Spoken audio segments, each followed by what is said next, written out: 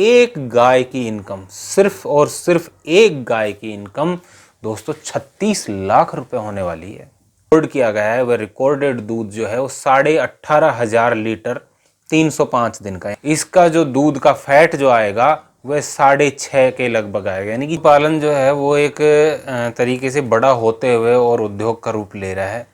अब पशुपालन जो है, जो डेयरी व्यवसाय, वो बहुत बड़े लेवल पे जा चुका है। आज जागरूकता के पीछे जो आज की जो एजुकेशन है, कुछ जो सोशल मीडिया हैं, यूट्यूब हैं, इन्होंने बहुत ज़्यादा ज्ञान पशुपालक को करवाया है। तो मेरे पास भी कुछ ऐसे ही आप भाइयों के सवाल आते रहते हैं कि साहब हमें हमारी जो डेयरी है वो किस तरीके से उन्नति के रास्ते के ऊपर हम ले जा सकते हैं, इस तरह के हमें कोई उपाय बताइए। हमें किस तरह के पशु हमारी डेयरी में रखने चाहिए। हम डेयरी फार्मिंग करना चाहते हैं या पशुपालन करना चाहते हैं, हमें बताइए हम कौन सी गाय खरीद के लाएं जिससे हमारी डेयरी व्यवसाय सफल हो जाए। तो देखो भाइयों, सबसे पहले तो आप एक चीज़ दिमाग में से निकाल दीजिए कि कौन सी ब्रीड लेकर आएँ, कौन सा सीमन लेकर आएँ। सबसे पहले तो जहाँ तक संभव हो आपका जो क्लाइमेट है, जिस लोकेलिटी में आप रह रहे हैं, क्योंकि हिंदुस्तान विभिन्न प्रकार की प्रकृति वाला देश है। यहाँ हर 500 किलोमीटर के बाद में अलग जलवायु और अलग रहन सहन हो जाता है। तो उसी के हिसाब से आपने देखा होगा कि यहाँ पे भारतवर्ष में बहुत सी प्रकार की जो नस्लें हैं वो पाई जाती हैं पशुओं के अंदर, चाहे वो गाय हों या भैंसें हों। गुजरात के अंदर जैसे भदावरी है, जाफराबादी है, हरियाणा का जो क्षेत्र है वहाँ पे मुर्रा नस्ल है। तो अलग अलग नस्लें हैं जैसे मिलती हैं। गायों के अंदर जैसे एक क्षेत्र के अंदर गिरी मिल रही है, यानी कि गिर गाय मिल रही है, दूसरे क्षेत्र में साहिवाल है। तो बीकानेर के लून का नस्ल में आपको राठी दिखाई दे जाएगी और हरियाणा के अंदर हरियाणवी नस्ल है।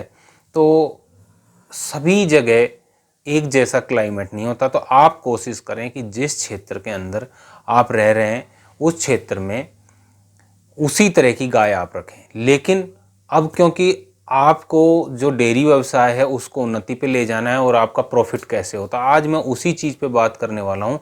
तो आपको सबसे जो ज़्यादा दूध देने वाली गायें हैं वो आप जब लेके आते हैं, तो जैसे HF है या जर्सी है, इनके अंदर प्रॉब्लम क्या होती है, इनको जब लेके आते हैं तो वो यहाँ के वातावरण के अनुसार ढल नहीं पाती हैं और उसमें बहुत सी बीमारियाँ आने लग जाती हैं।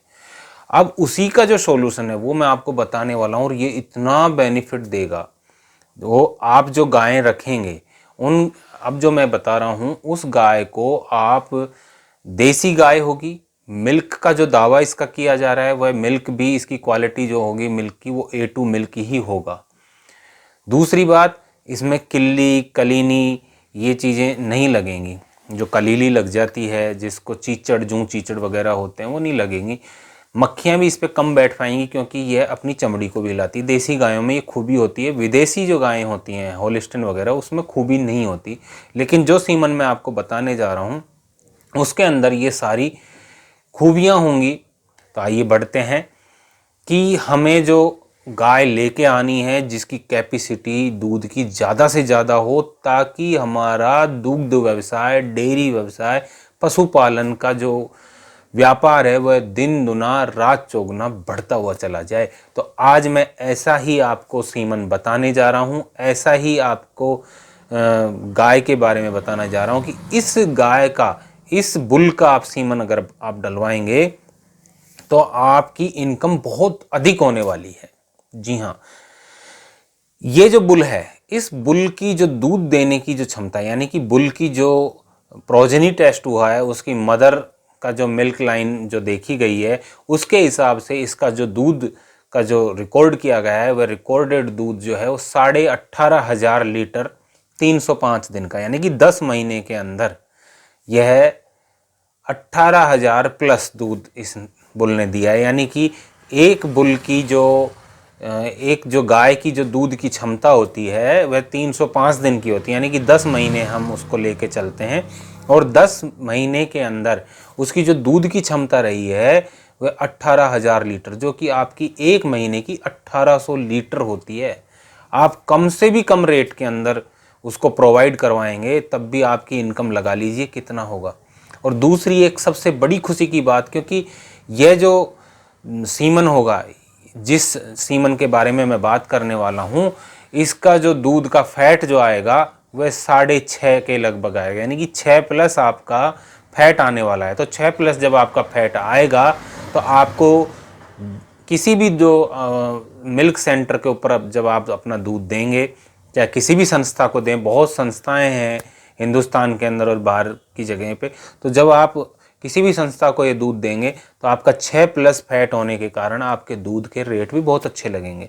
और अगर आप खुले में अच्छी गुणवत्ता के आधार पर देंगे तो जैसा कि इसका दावा किया जा रहा है कि इसका मिल्क A2 मिल्क है, जो कि हमारी गिर गाय का जो A2 मिल्क होता है वह 90 से 110 रुपये की रेट में जाता है। लेकिन मैं 90 से 110 रुपये की रेट ना लेकर के आपको एक साधारण रेट लेके बताता हूँ। जैसा कि मैंने बताया कि 6+ इसकी फैट होने वाली है, तो 6+ की फैट पर दूध की जो आपकी रेट मिलेगी, तो हम 40 रुपये का एक रेशियो ले लेते हैं कि 40 रुपये की हम एक रेट लेके चलते हैं कि यदि ये 40 रुपये का रेट हमें लगा डेयरी के अंदर और आपकी गाय ने दूध दिया पूरे लैक्टेशन पीरियड के अंदर 18,000 लीटर, यानी कि महीने का होता है 1800 लीटर, आप उसको 40 से मल्टीप्लाई करेंगे तो 72,000 रुपये का एक महीने का दूध होता है दोस्तों। जी हाँ, अगर आप उसको उसके पूरे लैक्टेशन पीरियड का जब उसका गणित लगाएंगे और उसको मल्टीप्लाई करके देखेंगे, 18,000 लीटर को 40 से आप मल्टीप्लाई कीजिए तो 7,20,000 रुपये का दूध आप उसका एक साल के अंदर, एक डिलीवरी पीरियड, एक लैक्टेशन पीरियड के अंदर आप उसका दूध 7,20,000 रुपये का बेच चुके होंगे। आप सोच के देखिए आपकी डेयरी किस मुकाम तक पहुंच सकती है। अगर ये गाय, वैसे तो 10 से 15 साल तक गाय की लाइफ होती है, लेकिन आप ज़्यादा पुरानी गाय ना रखें, जवान गायें रखें फर्स्ट लैक्टेशन से, और आप 5 लैक्टेशन तक उसका जो मिल्क है वो आप लेते हैं, और 5 लैक्टेशन तक अगर आप उस गाय को रखते हैं तो आपकी एक गाय की इनकम, सिर्फ और सिर्फ एक गाय की इनकम दोस्तों 36 लाख रुपए होने वाली है। अब आप इस 36 लाख रुपए के अंदर से अपना जो खर्चा लगाए, यानी कि एक गाय मेरे हिसाब से ज़्यादा 500 रुपये पर डे का खाना खाती है। हम 500 रुपये के अंदर उसके अंदर जो भी मिनरल मिक्सचर हैं, चारा है, दलिया है, कंसनट्रेट फीड है, उसकी मेडिसिन्स हैं, उसके ऊपर जो खर्च है वो 500 रुपये पर डे के अंदर आ जाता है, यानी कि 15,000 रुपये का आपका महीने का खर्चा एक गाय का लगता है। अब आप इसमें से लेस करके देख लीजिए कि आपको जो ये गाय, जो एक गाय 36 लाख रुपए जो मैंने बताए थे, 36 लाख रुपए में से अगर ये खर्चा आप निकाल भी देंगे तो आपको कितना प्रॉफिट देने वाली है।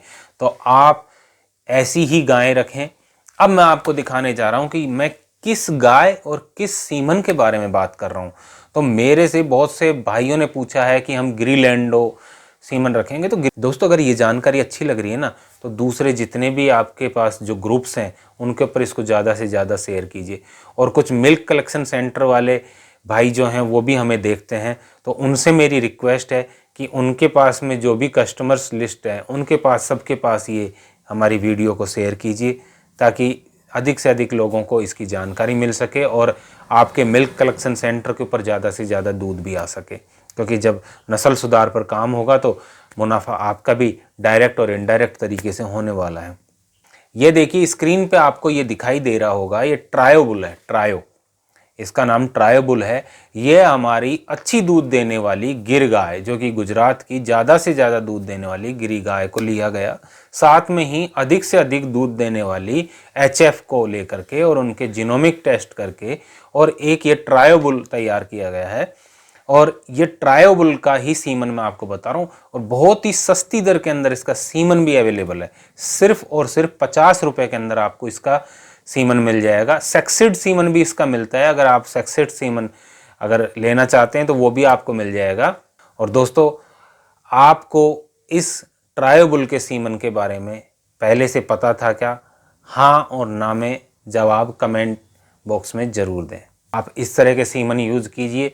आपकी डेयरी, मैं निश्चित तौर पे कहता हूँ, आप अपनी डेयरी, अपने पशुपालन व्यवसाय से अगर आप 1-2 गाय भी रखते हैं तो भी आपको बहुत अच्छा मुनाफा देने वाली है।